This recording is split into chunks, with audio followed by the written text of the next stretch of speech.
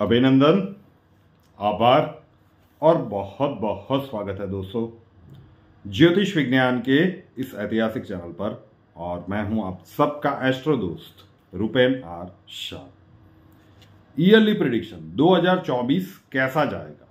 Last year थोड़ी सी chaos वाली situation बनी थी, तो इस बार स्प्लिट कर दिया गया है कि भाई 2023 खत्म होने से पहले, क्योंकि परिवार 5 लाख के ऊपर का है, हर किसी को अलग अलग हिसाब से चाहिए। चंद्र राशि की सीरीज खत्म हो चुकी है। आपकी जो भी चंद्र राशि है, लग्न की सीरीज का ये 8वां वीडियो है। आज वृश्चिक लग्न की बात करेंगे और जिनको सिर्फ मूलांक के हिसाब से चाहिए वो भी मूलांक 8 तक का वीडियो MKSA में हो चुका है। तो दिसंबर खत्म होते होते ये सारी चीजें क्लियर हो जाएगी। अब कई लोगों के प्रश्न रहते हैं कि अब कौन सा देखना चाहिए। शायद एक जगह पे पॉजिटिव है, 2 जगह पे नेगेटिव है, या फिर 2 जगह पे पॉजिटिव है, 1 जगह पे नेगेटिव है। तीनों को सम्मिलित करके चलिए। लग्न का प्रभाव सबसे ज्यादा होता है। लग्न मतलब आप खुद 70%, चंद्र राशि मतलब आपका मन 30% होता है, और मूलांक जिस तारीख को आपने जन्म लिया है उसका प्रभाव सदैव पूरे जीवन भर आपके ऊपर रहता ही है। तो तीनों में जो भी पॉजिटिव है वहां पे पूरा जोर लगा दीजिए। अगर तीनों में कुछ नेगेटिव है तो वहां पे बहुत ज्यादा सावधानी रखिए। अदरवाइज कहीं पे मतलब ऑपोजिट आपको मिल रहा है तो लग्न में जो चीजें बताई गई है, लग्न आधारित प्रेडिक्शन, उसके ऊपर फोकस ज्यादा रखिए, क्योंकि यहां पे स्लो मूविंग प्लैनेट्स और आपके जो लग्नेश हैं उनको सम्मिलित करके ये प्रेडिक्शन दी जा रही है। वृश्चिक लग्न, ऐसा कहा जाता है, मैं मेरे शब्दों में कहूं तो सबसे ज्यादा टफ लग्न कोई है तो वो वृश्चिक लग्न है। मंगल की राशि है और मेष राशि भी मंगल की राशि है, मतलब मेष राशि के लग्नेश भी मंगल बनते हैं।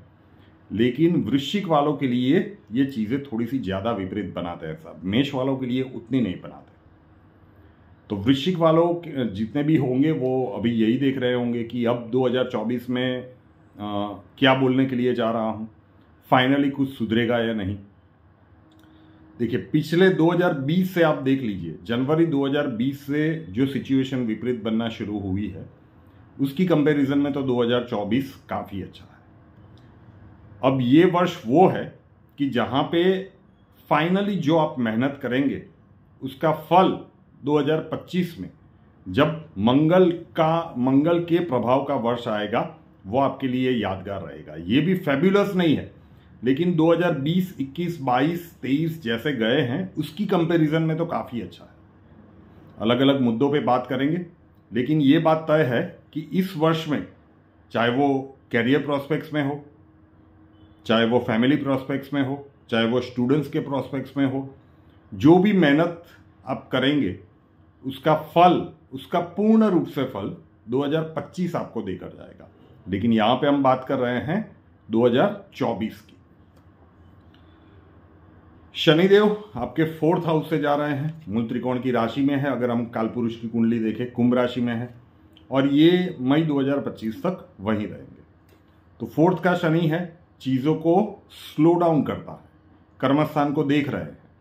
मतलब भाग्य का साथ तो वृश्चिक लग्न वाले लिखेंगे कि भाई हमें कभी मिला ही नहीं। भाग्य क्या होता है हमने सोचना ही बंद कर दिया है, क्योंकि मेहनत भी, और वो भी संघर्ष, काफी सारे संघर्ष के बाद मैंने देखा है कि वृश्चिक वाले अपने काम बनाते हैं।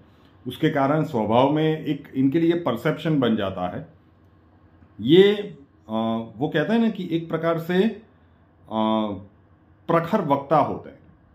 प्रखर वक्ता मैं इसलिए कह रहा हूं कि जो भी सच है, चाहे वो अच्छा हो या बुरा, मुंह पे बोलने की इनकी आदत होती है। मंगल का प्रभाव सबसे ज्यादा होता है, और सबसे ज्यादा इसलिए भी होता है क्योंकि आपके लग्न में 8 नंबर लिखा हुआ है और शनि है। 8 नंबर डिनोट करता है शनि को, तो नंबर शनि का है, वहां पे लग्न बनता है वृश्चिक। मतलब मंगल और शनि का मेल, ये मतलब इन दोनों की वैसे भी पड़ती नहीं है, इसलिए यहां पे तकलीफें थोड़ी सी ज्यादा होती है। तो शनिदेव ये इसका फल कब देंगे? सब 2024 में भी आपसे मेहनत करवाएंगे, लेकिन यकीन मानिए ये इसका फल देकर जाएंगे। शनिदेव अच्छी पोजीशन में है, लेकिन भाग्य का साथ तो मिलना शनिदेव के पास आप एक्सपेक्ट नहीं कर सकते। राहु, पिछले 18 महीनों से ये आपके छठे घर में चल रहे थे, केतु 12वें में चल रहे थे। अब 6-12 में राहु केतु का होना मतलब उनकी ओरिजिनल पोजीशन में है, लेकिन पिछले 18 महीनों में ये हुआ नहीं होगा साहब। क्यों?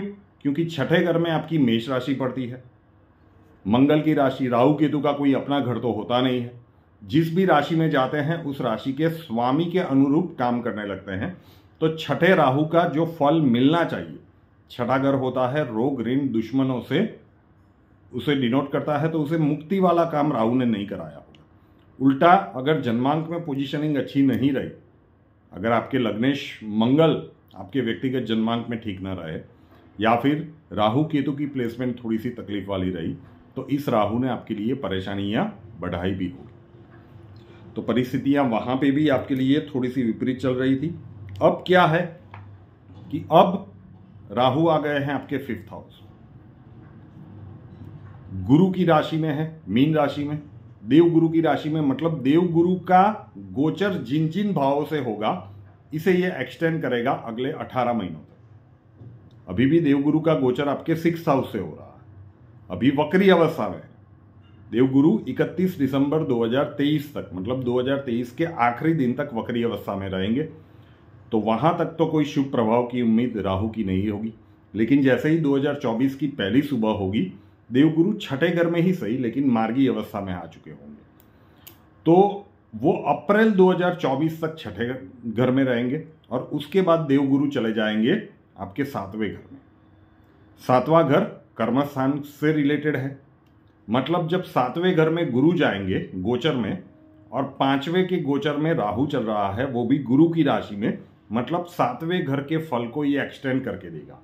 इसका सीधा ही अर्थ ये हुआ कि अप्रैल 2024 के बाद से वर्ष के अंत भाग तक, वैसे तो मैं मई 2025 कह सकता हूं, कैरियर प्रोस्पेक्ट्स में बहुत सारी नई अपॉर्चुनिटीज ये गुरु का जो राशि परिवर्तन है ये आपको देकर जाएगा। दूसरा, पारिवारिक मामलों में, स्पेशली अगर मैरिज लाइफ के स्पाउस के साथ किसी भी प्रकार की ट्यूनिंग में गड़बड़ी चल रही है, तो दाम्पत्य जीवन को सुधारने के लिए भी ये समय काफी अच्छा रहेगा। ये फाइनेंशियल प्रोस्पेक्ट्स का आपका जो पक्ष है उसे भी मजबूत करेगा। और जिनकी विवाह की योग्य उम्र हो चुकी है, सेकंड हाफ में 2024 के सेकंड हाफ में प्रोबेबिलिटी बहुत हाई बन रही है कि आपको योग्य जीवन साथी की प्राप्ति हो जाए। केतु 11th हाउस में है। अब केतु के लिए कहा जाता है कि ये डिटैचमेंट वाला ग्रह है, लाभ भाव में है, मतलब लाभ से आपको वंचित रखेगा। बिल्कुल नहीं, क्योंकि ये कन्या राशि में है। कन्या राशि बुध की राशि है, बुध और केतु की परम मित्रता है। तो केतु जब अपने परम मित्र के घर में गए हैं, मतलब परम मित्र का घर अपना ही घर मानेंगे, तो परम मित्र के घर की जितनी भी लाक्षणिकता है इनको ये एक्सटेंड करेगा, तो आपके लाभ में वृद्धि करने का ये काम करेगा। तो स्लो मूविंग प्लैनेट्स में देखें तो शनिदेव चीजों को थोड़ा सा स्लो डाउन करेंगे। राहु केतु का प्लेसमेंट आपके लिए और भी बेनिफिशियरी बनेगा जब गुरु वृषभ राशि में आ जाएंगे, तब राहु का एक्सटेंडेड फल मिलना शुरू होगा। और लग्नेश आपके बनते हैं मंगल। अब उनकी प्लेसमेंट देख लेते हैं। 1 जनवरी 2024 से लेकर 4 फरवरी 2024 तक, मतलब जनवरी पूरा और फरवरी की 4 तारीख तक लग्नेश आपके सेकंड हाउस में रहेंगे, धनु राशि में। सेकंड हाउस में लग्नेश का होना काफी पॉजिटिव माना जाता है। पारिवारिक मामलों को सुलझाने के लिए, आर्थिक दृष्टिकोण के लिए लग्नेश लग्न में, सेकंड हाउस में, 3rd, 4th, 5th में अच्छे ही माने जाते हैं। त्रिक भाव में जाते हैं तब तकलीफें आती है, तो ये समय आपके लिए पॉजिटिव है। 5 फरवरी से लेकर 14 मार्च, मतलब फरवरी पूरा और मार्च के मध्य भाग तक लग्नेश आपके 3rd हाउस में आएंगे, ये भी पॉजिटिव समय है। भाइयों बहनों के साथ अगर संबंध में कुछ टकराव की स्थितियां हैं तो ये वो समय है कि उन मैटर्स को आप इजीली रिजॉल्व कर पाएंगे। और अगर पार्टनरशिप वाला बिजनेस है और पार्टनर के साथ कुछ अनबन चल रही है तो ऑन द टेबल इस ड्यूरेशन में बैठ के बात कर लेनी चाहिए, दिव्य परिणाम देखने को मिल सकते हैं। उसके बाद 15 मार्च से लेकर 22 अप्रैल, मतलब मार्च भी पूरा आ गया, 3rd और 4th से जाएंगे, और 22 अप्रैल तक का समय लग्नेश आपके 4th हाउस से जाएंगे। अब 4th हाउस में शनि ऑलरेडी उपस्थित है, वहां पे मंगल का आना फोर्थ हाउस में लग्नेश अच्छे ही माने जाते हैं, लेकिन मंगल शनि की बिल्कुल पट्टी नहीं है सर। तो फोर्थ हाउस में मंगल का आना मतलब मंगल शनि की वहां पे युति बनेगी। ये नेगेटिव नहीं है, लेकिन ये एरिया ऑफ कंसर्न तो डेफिनेटली है। फोर्थ हाउस में लग्नेश पॉजिटिव रिजल्ट देंगे, लेकिन शनि इसे पुशबैक करेंगे, मतलब थोड़ा सा धीरे करेंगे। तो यहां पे क्या होगा, वृश्चिक लग्न है, जैसे मैंने कहा कि प्रखर रिएक्शन देने की आपकी जो आदत होती है उसे कंट्रोल करना पड़ेगा। किसी ने प्रोवोक कर दिया, एक्शन के ऊपर रिएक्शन दे दिया, तो पहले 3 महीनों में जो भी चीजें थोड़ी सी आसान हुई थी उसे आप बिगाड़ न बैठे। तो ये कॉशियस रहने का समय अंतराल है 15 मार्च से लेकर 22 अप्रैल। नेगेटिव नहीं है, लेकिन सावधानी अनिवार्य है कि जो भी है मन में आया और शुरू हो गए, इंस्टेंटली डिसाइड कर लिया, जल्दबाजी करी बिल्कुल नहीं। सब कुछ अच्छे से प्लान करके कुछ भी बोलने से या कार्य करने से पहले इस समय अंतराल में 10 बार सोचे कि ये करने के बाद क्या परिस्थितियां बनेगी, तो फिर करना चाहिए या नहीं करना चाहिए, और उस हिसाब से आगे बढ़े। थोड़ा सा भी कंफ्यूजन है उस क्षेत्र के संबंधित आपके जो भी व्यक्ति हैं उनके साथ विचार विमर्श कर लीजिए, फिर आगे बढ़िए। और 2024 का अगर हम कहें कि सबसे नेगेटिव समय अंतराल जो है वो है 23 अप्रैल 2024 से लेकर 11 जुलाई 2024, मतलब अप्रैल का आखिरी सप्ताह, मई पूरा, जून पूरा और जुलाई के 11 तारीख तक। 23 अप्रैल से 31 मई आपके लग्नेश मंगल जाएंगे 5th हाउस में। 5th हाउस में अंगारक दोष बनेगा, यह सबसे ज्यादा नेगेटिव समय रह सकता है। और उसके बाद 1 जून से आपके लग्नेश जाएंगे आपके 6ठे घर में, त्रिक भाव में, तो ये भी अच्छा समय नहीं है। तो जो सबसे ज्यादा नेगेटिव समय है वो है 23 अप्रैल 2024 से लेकर 11 जुलाई 2024। अब थोड़ा सा पीछे जाइए, मैंने 4th हाउस में कहा कि 15 मार्च से लेकर 22 अप्रैल तक सावधानी का समय है। क्यों? क्योंकि वहां पे अगर कुछ भी ऐसा रिएक्शन या कुछ भी ऐसे डिसीजंस लिए तो उसके बाद ही ये समय शुरू हो रहा है, तुरंत बाद, तो आपको भुगतना पड़ेगा। वृश्चिक लग्न है तो बार बार कॉशियस रहने के लिए कहना पड़ रहा है कि उस समय में गलतियां कम कीजिए, ये समय आसानी से निकल जाएगा। अगर वहां पे एग्रेसिव होने के लिए गए, मंगल के पूरे लक्षण पाए जाते हैं। मेरे घर में वृश्चिक लग्न है तो मुझे पता है कि ये इनके एग्रेशन को कंट्रोल करना नेक्स्ट टू इम्पॉसिबल है। ये बाय बर्थ होता है, एग्रेसिव बिहेवियर बाय बर्थ होता है, तो ये थोड़ा सा संभाल लीजिएगा।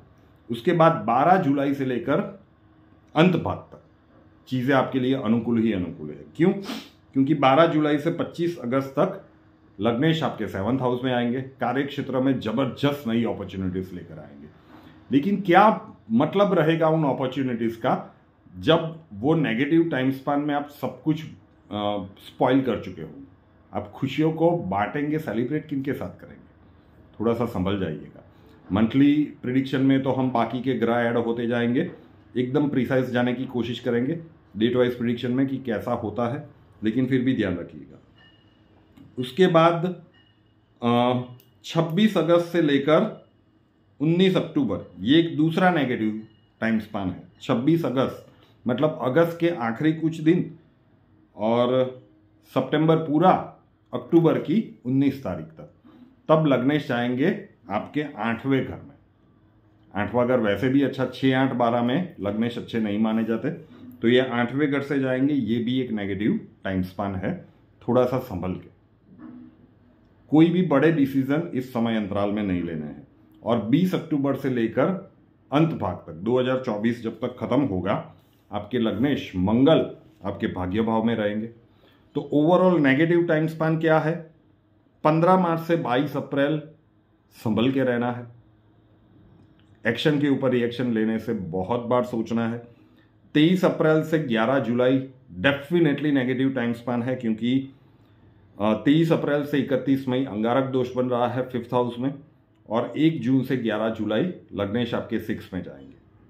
तो और उसके बाद 26 अगस्त से लेकर 19 अक्टूबर 2024 लग्नेश आपके 8th हाउस से जाएंगे। तो ओवरऑल ये वर्ष पिछले वर्ष की कंपैरिजन में तो अच्छा रहेगा, लेकिन लग्नेश की मूवमेंट है तो इसे आप बिल्कुल भी निग्लेक्ट नहीं कर सकते। इतने समय अंतराल को संभाल लीजिए, 2024 आपका मंगलमय होगा। रूपेनार शाह नाम के इस यूट्यूब चैनल को अभी तक सब्सक्राइब नहीं किया है तो कर लीजिए, साथ वाला बेल आइकन दबा दीजिए और उसके बाद 3 ऑप्शंस आएंगे, ऑल के ऊपर क्लिक कर दीजिए ताकि हर नए वीडियो की नोटिफिकेशन आपको सबसे पहले मिलते रहे। हमसे अगर लाइफ के किसी प्रॉब्लम के लिए सॉल्यूशन चाहते हैं, स्वागत है आपका। व्हाट्सएप नंबर थंबनेल में दिया हुआ है, कॉल मत कीजिएगा, कॉल्स हम नहीं ले पाएंगे। अपना नाम, बर्थ डिटेल्स और प्रॉब्लम्स डिटेल्स के साथ व्हाट्सएप नंबर 9714443110 9714443110 उसके ऊपर लिख दीजिए। अक्षय जी आपको वहां पे मिलेंगे, प्रोसीजर वहां पे समझा दिया जाएगा। नए वीडियो के साथ फिर मिलेंगे। जय हिंद।